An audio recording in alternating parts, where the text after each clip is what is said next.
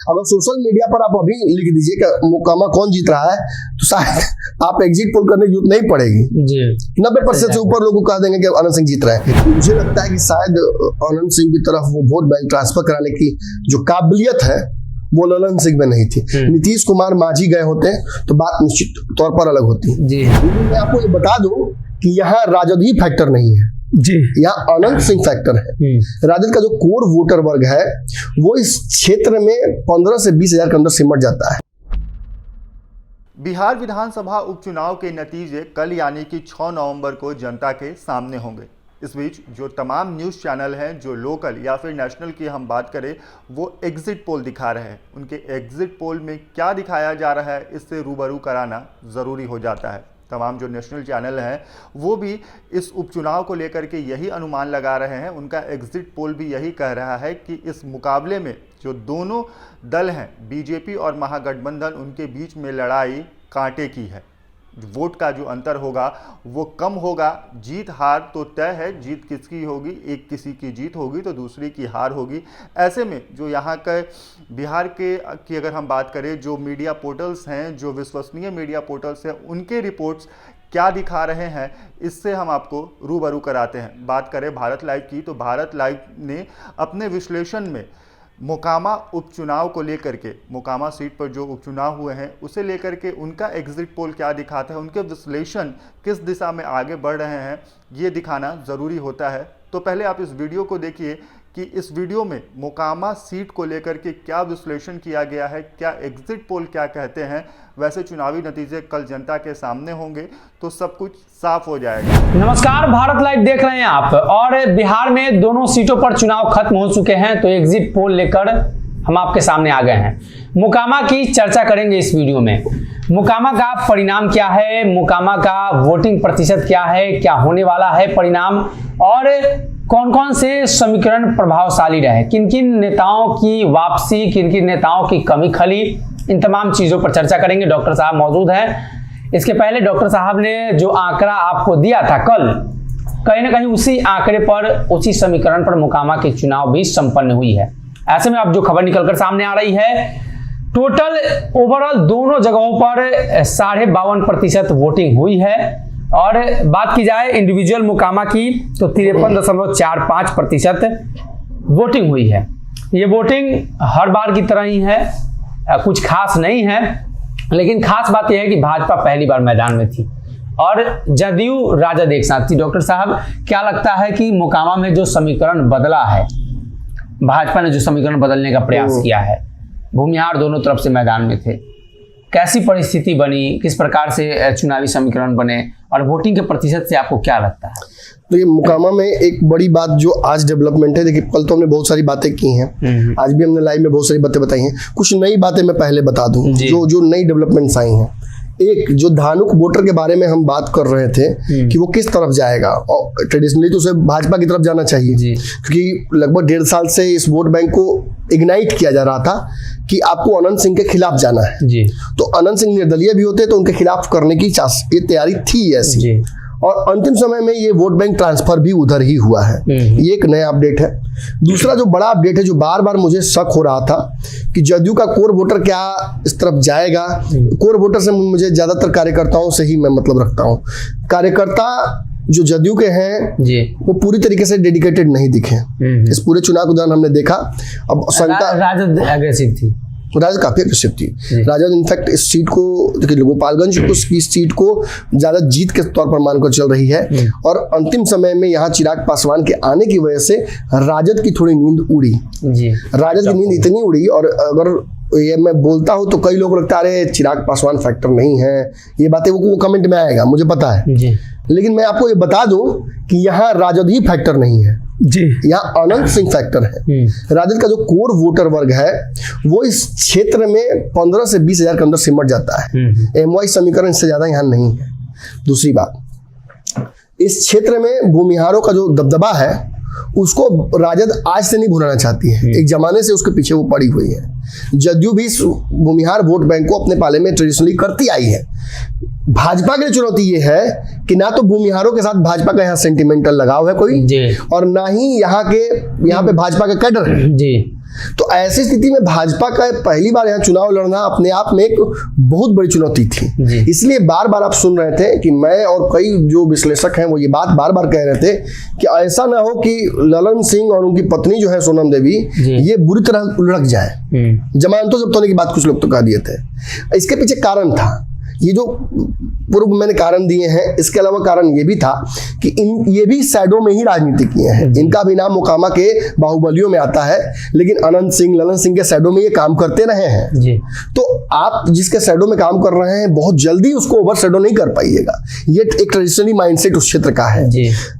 Demographic बिखराव जो क्षेत्र में है वोटों का, वो बड़ा अलग तरीके का है। भूमियार हर बूथ पर भावी हैं, हर बूथ पर भूमियार हावी हैं। कुछ धानुक जो वोट बैंक के क्षेत्र के जो बूथ्स हैं उनको छोड़कर जी। तो ओवरऑल आप देखिए क्या कि चूंकि दोनों जो प्रत्याशी हैं भूमिहार जाति के हैं, दोनों जो पार्टियों ने यहाँ पे वोट बैंक साधने की कोशिश की है, तो राजद भी भूमिहार को अपने पाले में करना चाह रही है और भाजपा तो भूमिहार ट्रेडिशनल का है भूमिहार की, इसलिए तो भाजपा भी तो बात तो चाहती ही है कि भूमिहार के साथ रहें। अब भूमिहारों के साथ एक खास बात क्या है कि एक भूमिहार का लड़का 7 गो वोट पटकवाता है, ये माना जाता है। और इन क्षेत्रों में तो मतलब ये एकदम लिखित है कि 7 गो ना इन्फ्लुएंस करे तो 2 गो 3 गो जरूर कर देगा जी। तो अनंत सिंह के लिए ये मोबिलाइजेशन बड़ा आसान हो जाता है, क्योंकि अनंत सिंह उन नेताओं में से हैं जिनकी मेमे कैपेसिटी बहुत तगड़ी है जी। मतलब वो मीम मटेरियल है, वो यूट्यूब के माध्यम से जल्दी पहुंच जाते हैं। बाकी लोगों को खर्चा करना पड़ता है, कुछ चैनलों को हायर करके बेचारे लेके गए थे। अनंत सिंह खुद चैनल को हायर करते थे। हाँ, अनंत सिंह के चलते चैनल जाते हैं वहां कि व्यू मिलेगा। कितना जना जाके वहां चैनल खड़ा कर लिया लोग अपना, जिसको 100 को व्यू नहीं आता तो उसको 1 लाख 1.5 लाख आने लगा जी। बड़ा बड़ा चैनल सब वहां खुल गया है। तो ये एक ऐसा बिंदु है जो अब हमें एड्रेस करना पड़ेगा। सोशल मीडिया का इंपैक्ट अनंत सिंह के पक्ष में बहुत धांसू है। अगर सोशल मीडिया पर आप अभी लिख दीजिए कि मोकामा कौन जीत रहा है, तो शायद आप एग्जिट पोल करने की जरूरत नहीं पड़ेगी जी। 90% से ऊपर लोग कह देंगे कि अनंत सिंह जीत रहे हैं। लेकिन इसी जगह पर आती है कागज कलम दवात की आवश्यकता, इसी जगह पे आती है एक सभ्य सत्य शोध की जो हम करने बैठे हैं। हर चुनाव के बाद सत्य शोध हमारे चैनल में होता है। सत्य शोध मतलब सच को सच तक पहुंचाना जी। हमारे दर्शक जो जानना चाहते हैं, वो दर्शक जिनको सही में केवल मतलब फैन फॉलोइंग नहीं है कि इस नेता के पीछे पड़े हुए हैं, इस जाति के नेता के पीछे पड़े हुए हैं तो अंधभक्त की तरह पड़े हुए हैं। कोई मोदी का भक्त है, कोई तेजस्वी का भक्त है, कोई अनंत सिंह का भक्त है, वैसा नहीं। वो वोटर जो वाकई उस क्षेत्र की समस्याओं को समझता है और वो जानता है कि या तो बदलाव के लिए वोट करने गया है, या वो वोट करने गया है कि भाई हमारे क्षेत्र में काम अच्छा हो रहा है तो इस व्यक्ति को हटने नहीं देना है जी। उस वोटर के लिए कुछ फैक्ट्स हैं, जान लेने चाहिए। वोटिंग परसेंट पिछली बार से थोड़ा मैं कहूंगा कि अच्छा ही है, इसलिए क्योंकि उपचुनाव में वोटिंग परसेंटेज हमने देखा है घटता है। दोबारा तिबारा एक काम आप नहीं करना चाहते हैं। 5 साल के लिए एक बार वोटिंग होती है तो 5 साल की सरकार बन जाती है, लेकिन बीच में अगर टूट-फूट होता है तो इसका खामियाजा भुगतना पड़ता है प्रतिनिधियों को। लेकिन जिन परिस्थिति में गोपालगंज और मोकामा की परिस्थिति बिल्कुल अलग है। गोपालगंज में प्रत्याशी इस दुनिया में नहीं है तो सेंटिमेंटल वोट उधर जाएगा, लेकिन अनंत सिंह को जिस तरीके से जदयू ने बेइज्जत करने की कोशिश की, यूएपीए एक्ट लगाया, 3 साल से ज्यादा उनकी सजा होनी तय है, उस परिस्थिति में उनकी वो विधायकी रद्द हुई है। तो इसके पीछे भाजपा नहीं है, इसके पीछे भाजपा नहीं है, इसके पीछे है जदयू। वो ललन सिंह, वो आरसीपी सिंह, वो नीतीश कुमार, जो तीनों मिलकर तांडव कर रहे थे। एक सवाल तो इसमें ये भी उठेगा ना कि क्या जदयू के लोग वोट किए होंगे? मैंने तो शुरू में कहा कि जदयू ने जदयू के कैडर को, मुझे याद है अंतिम समय तक पर्ची बनी और लोगों को खोजा गया, बूथों से बुला कर ललन सिंह और जो उनके नेता हैं उन्होंने कहा कि नहीं, ध्यान देना है आपको, ललन सिंह के खिलाफ वोटिंग करवानी है, ध्यान रखना है कि अनंत सिंह को वोट गिरे। लेकिन ये अदावत आज की नहीं है। पुलिस आके कह जाएगी कि आप लोग का प्रॉपर्टी का विवाद है, मैनेज कर लीजिए आपस में, जरूरी थोड़ी का मैनेज कीजिएगा, पुलिस आते फिर लाठी चलने लगता है जी। तो वो परिस्थितियां हैं। अब नीतीश को मैं बार बार कहता हूं, नीतीश कुमार के पलट जाने मात्र से पूरे बिहार में कैडर नहीं पलट जाएगा। जब आप एक साथ होते हैं, आपको मैंडेट मिलता है, तो बहुत तरह के रिश्ते डेवलप होते हैं। पुरानी एक कहावत थी, जब लालू प्रसाद यादव बिहार में शुरुआत के समय में थे, तो लालू का यादव और इधर कुशवाहा दोनों की राजनीति बिहार में बराबर थी, जनसंख्या भी लगभग कुर्मी कुशवाहा बराबर थी। तो क्या वो परिस्थिति राजद के विपक्ष में बिहार के अलग अलग हिस्सों में जो बनती, देखिए इस जगह बार भी मोकामा में निश्चित तौर पर यहाँ पर ओबीसी की एक बड़ी जनसंख्या है, जिसमें खासतौर पे कुर्मी कोयरी के लोग हैं और वो निर्णायक भी हैं। लेकिन मुझे लगता है कि शायद आनंद सिंह की तरफ वो वोट बैंक ट्रांसफर कराने की जो काबिलियत है वो ललन सिंह में नहीं थी। नीतीश कुमार मांझी गए होते तो बात निश्चित तौर पर अलग होती। देखिए दलितों का नेता इनके साथ नहीं पहुंचा, और दूसरी तरफ आप देख रहे हैं कि चिराग पासवान ने को पहुंचाकर जो 20,000 शुद्ध, देखिए 40,000 दलित है, 40,000 दलित में से 20,000 पासवान मात्र है। तो ये ठीक है, धानुक 50,000 है, धानुक 50,000 में से अगर मैं कहता हूँ 20,000 भाजपा अगर तोड़ के ले जाएगी और 50% के आसपास वोटिंग हो वोटिंग भी तो 50% तो 25,000 में मान लेता हूँ कि 20,000 अगर वोट गया है, शुद्ध वोट लोग कह रहे हैं गया है, तो अगर 20,000 गया है तो बहुत बड़ा वोट बैंक गया है। 40,000 जो दलित है इसमें से 20,000 भी जाता है तो बहुत बड़ी बात है, 50,000 वोट का तो जुगाड़ कर दिया उन्होंने ना। इसके अलावा राजपूत यादवों और मुसलमानों की जो संख्या है इसको जोड़कर भी 20,000 नहीं हो रहा है। और अन्य जो है इसमें सहनी का भी वोट बैंक है जो मुकेश सहनी के कहने की वजह से इस तरफ जाएगा। लेकिन निर्णायक कौन हुआ? निर्णायक तो इस जगह पर कहीं ना कहीं ब्राह्मण और भूमिहार ही हुए। भूमिहारों का बड़ा वोट बैंक है, उसमें सेंधमारी ऑलरेडी है, तो कहीं ना कहीं ये जो लड़ाई घूम फिर कर आई है वो बहुत निर्णायक दौर में पहुंच गई है। और भाजपा देखिए ना तो चिराग अब वही है जो थे 2020 के चुनाव तक, और ना भाजपा वही है जो 2015 के चुनाव वाली है। ये गलतफहमी होगी। अगर नीतीश सोच रहे हैं या तेजस्वी सोचेंगे तो गलतफहमी है। भाजपा के साथ भी तो सेंटिमेंटल वोट है कि नीतीश ने सरकार से हटा दिया अभी। लेकिन भाजपा ऐसी पार्टी है कि इन चीजों को भुला नहीं पाती है।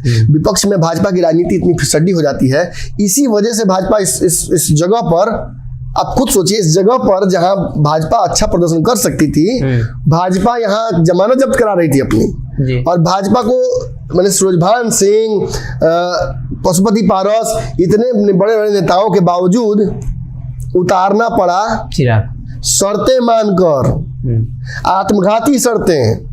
चिराग की कुछ शर्तों में ऐसी शर्तें हैं, उन शर्तों में जो आत्मघाती है भाजपा के लिए, लेकिन फिर भी भाजपा ने माना। और चिराग पासवान का इम्पैक्ट इस जगह पर कुछ लोग कहते हैं कि नहीं है, वो जान ले कि अंतिम समय में राजू तिवारी का एक फेक ऑडियो वायरल कराना ये साबित करता है कि इस जगह पर कहीं ना कहीं चिराग पासवान का इम्पैक्ट राजद समझ गई, महागठबंधन समझ गया, और महागठबंधन उसको नेगेट करने के लिए वो ऑडियो क्लिप वायरल कर रहा था।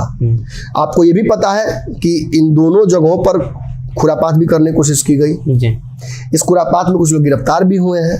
यहाँ तो खैर खबर यह आई है कि गोलियां भी चली हैं कहीं कहीं। तो उन परिस्थितियों में आप समझिए कि मोकामा आज भी पुराने ढर्रे पर चल रहा है, आज भी पुराने स्टाइल में यहाँ राजनीति हो रही है।